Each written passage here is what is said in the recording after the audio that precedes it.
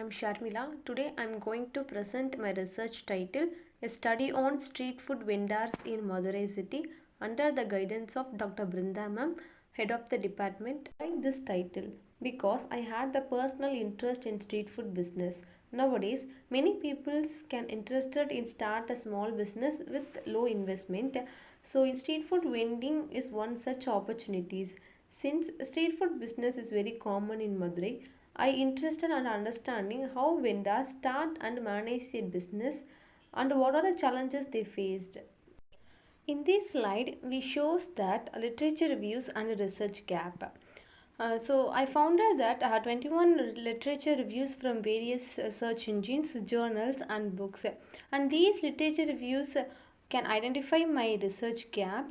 So limited studies were focused on hygiene practices and social economic conditions and challenges faced by street food vendors, which this studies aims to added. In this slide, we shows the objectives of the study. My first objectives were related to hygiene practices must be followed by street food vendors, and second objectives were related to social economic profile of the operators. Here the operators were mentioned the street food vendors under their social economic profiles, and the third objectives were related to operating challenges like infrastructures, financials and the raw material of supply of raw materials. And the fourth objectives were related to improving the safety and qualities of sustainability of street food vendors. It's beneficial for both vendors and the consumers. This slide shows that research key findings. First findings related to income level. Most of the moneylenders were used monthly moderate income 10,000 to 20,000, but 64% of moneylenders were depends on alternative source of income because they said street food vending is not enough to fulfill their family needs.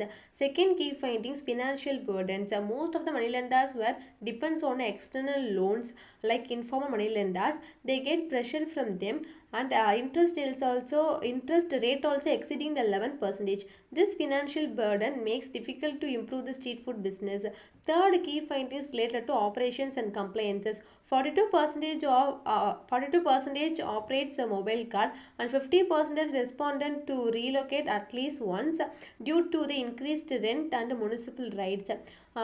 Fourth key findings related to regulatory awareness. So 76% were had lack of awareness related to government rules and regulations of food safety standards.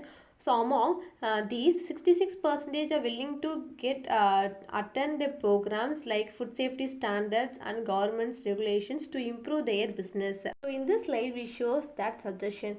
First, a low interest rate. Providing accessible microfinance throughout the bank or cooperative can help the vendors to get financial support. Second suggestion related to targeting the training program. Government or local authority can organizing workshops like food safety, hygiene practices, and digital payment systems and legal regulations can improve the business of vendors and maintaining the public health standards.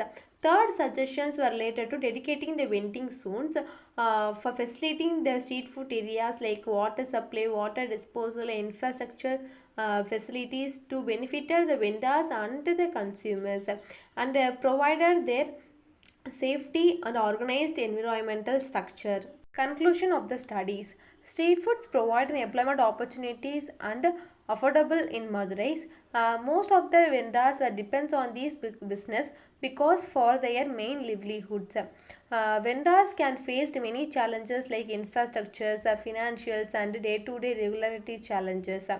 Um, Hygiene and food safety practices they need to be improved. Business supports and awareness programs were necessary to improve their business.